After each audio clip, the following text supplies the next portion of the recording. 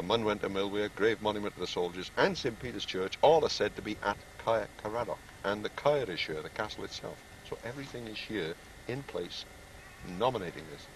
Uther Pendragon at Caer Caradoc. That's what we're after. Amen. Right.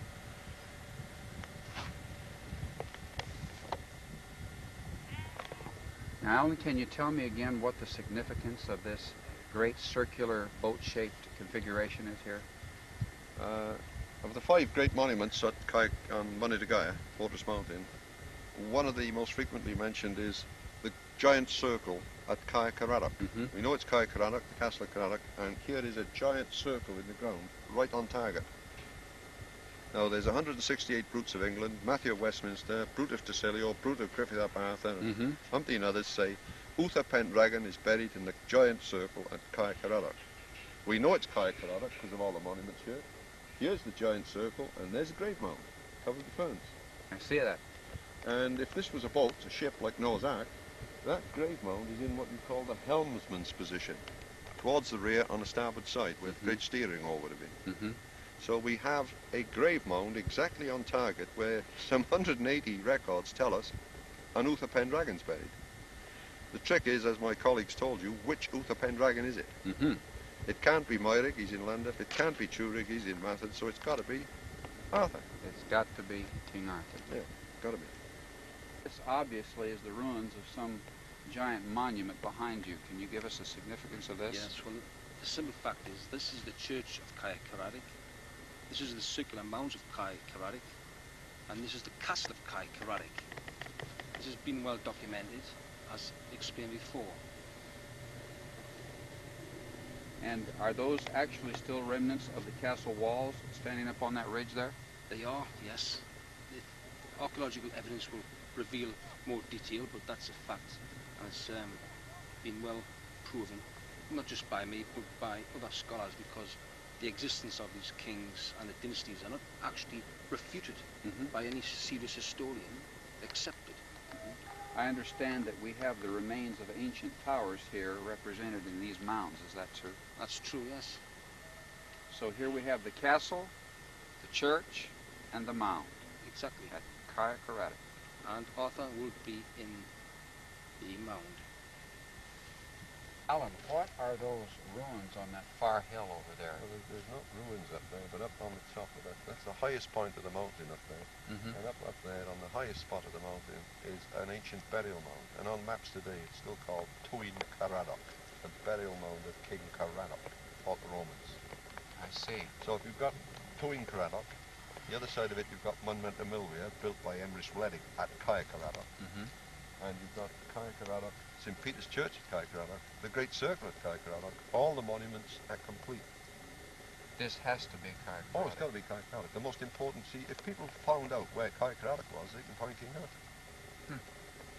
Over there, you've got a hill, it's called the Throne of the Knights. This ridge behind you is the Ridge of the Soldiers. All the names up here, the place of the Palisades, the place of the Mausoleum, the names up here are magical. So all the monuments that go together at Caer Caradoc in the history books come together here. Got to be Caer Caradoc. Yeah.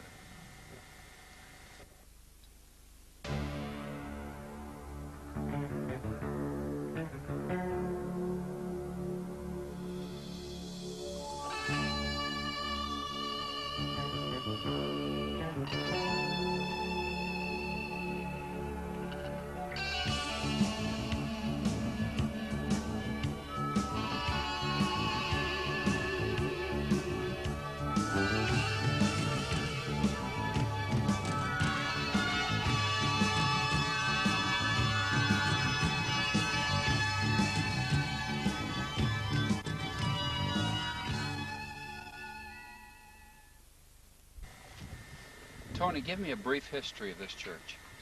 It has been since 160. The first actual church is 160, built by King Lairu. Since then, there's been about 6 churches built with it. It's all part of a succession of churches.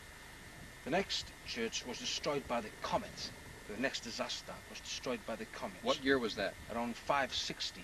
And I understand that there were human bones that were found Yes, as human bones, particularly skulls, in circular sort of gnostic. And they were found rituals. melted right into the stonework? They were indeed. There was that was proves the actual heat of the actual disaster caused. Anyway, around 580, a Celtic hermitage was built. Now this was discovered with our archaeologists in the excavation of 1990. So the Celtic hermitage in the middle of the church is a thing of great antiquity.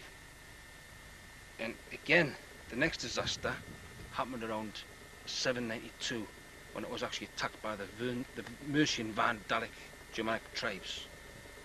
So there has been a succession of disasters going back since it was first built. Hmm. Alan, what is the significance of this mound here? Well, that mound, the mound, as you call it, is the second highest point on Caercaradoc Mountain, on Sloan Mountain.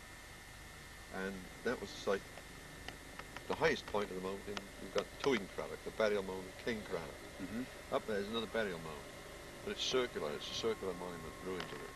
Now, what happened? There was a great massacre around 466, we think.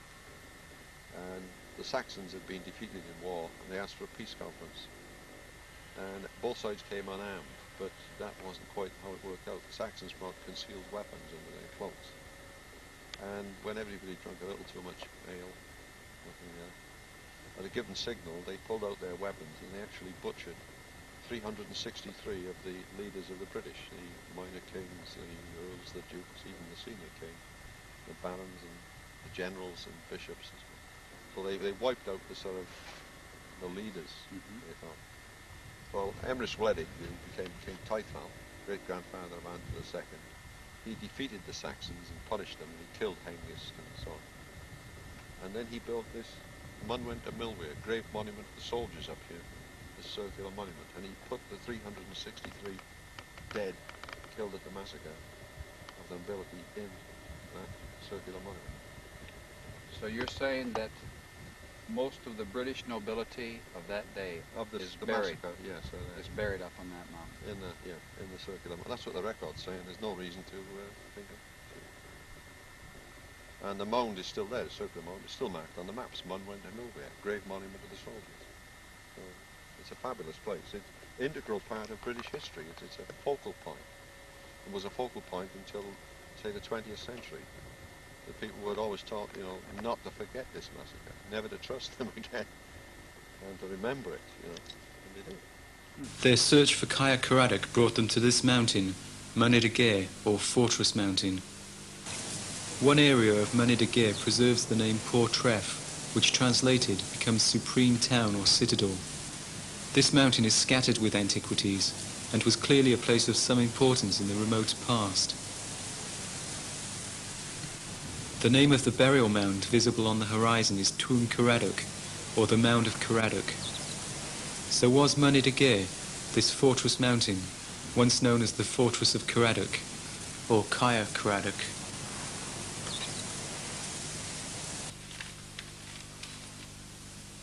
Now Geoffrey of Monmouth's account of Caercaradoc says that a church was located there,